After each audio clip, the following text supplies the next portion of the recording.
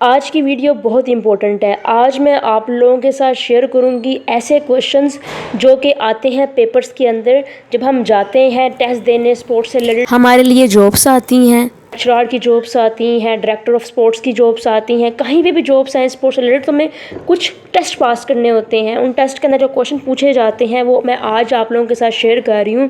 तो हमारा जो पहला क्वेश्चन है वो ये है, the length and width of volleyball court is, कितनी होती है इसकी लेंथ और विथ वॉलीबॉल कोर्ट की? तो ये होती है 18/9 मीटर, यानी कि 18 मीटर उसकी लंबाई होती है और 9 मीटर चौड़ाई होती है। ठीक है जी, यहाँ तक कंफर्म हो गया। अब हमारे पास जो नेक्स्ट क्वेश्चन है वो ये है, the length of chain of हमर फॉर मैन इज़। वो जो हमर होता है ना गोला, वो जब फेंकते हैं वो बिल्कुल गोल सा गोला होता है, उसका चेन लगी होती है, वो चेन की लंबाई कितनी होती है?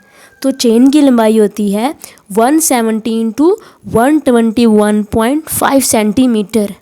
ठीक है जी, तो इसके बिटवीन चेन की लेंथ होती है यहाँ से लेकर यहाँ तक जी। तो आगे बढ़ते हैं, the length of javelin for women is. Women के लिए जैवलिन की लेंथ कितनी होती है? ये होती है 2.2 मीटर। और अगर हम बात करें कि वेट कितना होता है जैवलिन का वुमेन के लिए, तो वो होता है 600 ग्राम्स। अगर मैन के लिए कितना होता है 800 ग्राम। ठीक है जी, तो ये बहुत इंपॉर्टेंट है। जैवलिन से रिलेटेड कोई ना कोई क्वेश्चन आ जाता है पेपर्स में, एग्जाम्स में, टेस्ट में, whenever you are going to do anything. अब हमारे पास जो क्वेश्चन है, the length of jumping pit in triple jump is.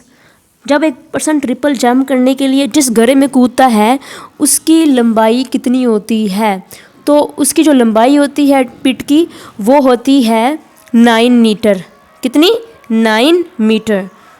अब यहाँ पे क्वेश्चन है, the life span of red blood cells is. जो हमारे खून के खुलिये होते हैं उनका जो उनकी ज़िंदगी का दुरानिया होता है वो कितना होता है? वो होता है 120 डेज़। Very important question. 120 दिन होता है इनका लाइफ स्पैन। उसके बाद हमारी बॉडी में नए रेड ब्लड सेल्स आ जाते हैं इनकी जगह पर।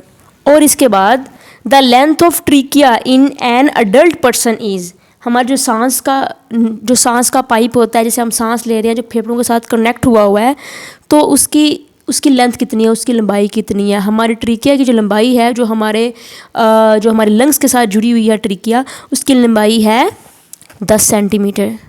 छोटी सी ट्रिकिया है हमारी। ठीक है जी, तो यहाँ तक कंफर्म हो गया।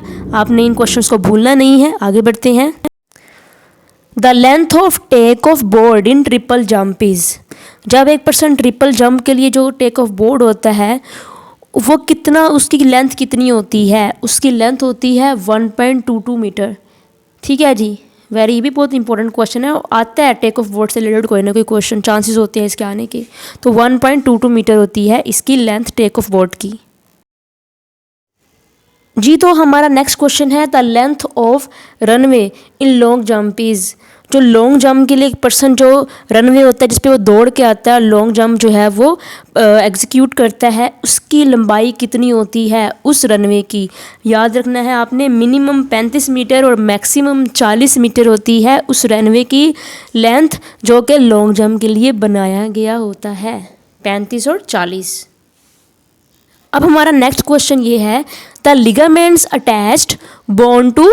किसके साथ अटैच करता है लिगामेंट बोन को बोन के साथ अटैच करता है, और टेंडन बोन को मसल के साथ अटैच करता है। ये बेसिक कॉन्सेप्ट है। ठीक है जी, आगे बढ़ते हैं। अब ये जो क्वेश्चन है, ये जो पेपर हुए थे प्रीवियस रिसेंटली 2020 में 17 स्केल का फिजिकल एजुकेशन लेक्चरर की जॉब का, तो उसमें ये क्वेश्चन आया था, the largest muscle in body is. कौन सा मसल है हमारी बॉडी का लार्जेस्ट मसल? वो है सर्टोरियस। ठीक है जी, कौन सा मसल है लार्जेस्ट? सर्टोरियस जी। तो आगे बढ़ते हैं, the largest bone in human body is. हमारी बॉडी की जो सबसे लार्जेस्ट बोन है वो है फीमर। ये भी एक इम्पोर्टेंट क्वेश्चन है, रिमेंबर इट जी। तो नेक्स्ट क्वेश्चन है, the main function of RBC और रेड ब्लड सेल्स का मेन फंक्शन क्या है?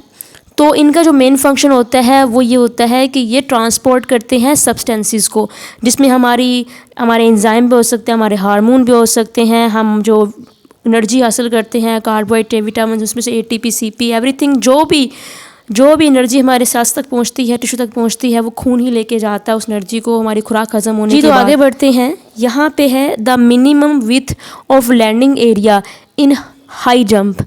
जो हाई जंप करने के लिए हम जिस लैंडिंग एरिया में कूदते हैं, उस लैंडिंग एरिया की जो विथ है वो मिनिमम कितनी होनी चाहिए।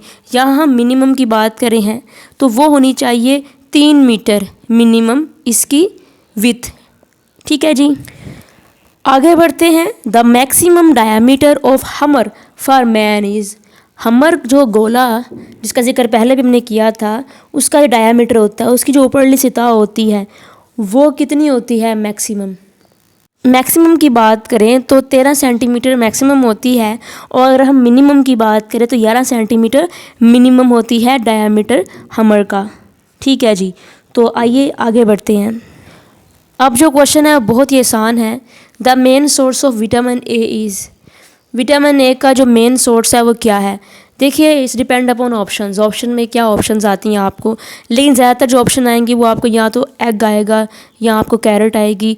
तो कैरेट जो है वो मेन सोर्स है विटामिन ए का। Nutrition is a very important subject, तो आपने इसको भी अच्छे से पढ़ना है, न्यूट्रिशन सब्जेक्ट को भी, और इसके अलावा बायोमैकेनिक्स सब्जेक्ट को। तो ये बहुत हेल्प करते हैं पेपर को सोल्व आउट करने में। Thank you ji.